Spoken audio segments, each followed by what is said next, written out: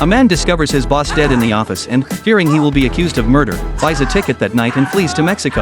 Little does he know that the police have already identified the killer, who happens to be traveling the same route. The two end up meeting by chance. The killer turns around and sees Mike. Thinking he is being followed, the killer speeds away. In reality, Mike cannot see outside the window. He is simply looking in the mirror. At that moment, the killer heard a police broadcast on the radio describing the characteristics of his car. On the other side, Mike was just about to go to sleep when the driver said he had arrived at his destination. Mike was forced off the bus. Mike walked all night and suddenly discovered a car, which was the one the killer had abandoned. He opened the door and found the keys still inside. So Mike drove to a hotel, where the owner asked him to register. At that moment, the owner looked at the newspaper, and the murderer's car theft was already on the front page. The owner asked, Is, that your car?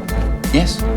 After Mike left, the owner immediately called the police. After taking a shower, Mike accidentally saw the newspaper. Thinking that his whereabouts had been exposed, he was so angry that he kept banging on the wall. The killer was staying next door and heard the noise, so he quickly grabbed his gun, thinking he had been exposed. Soon the police arrived. Mike thought they were there to arrest him, so he wrapped a towel around his head and pretended to be drying his hair. Just as he was about to leave, the owner suddenly came out and identified him. Mike panicked. Ah! Look, behind you!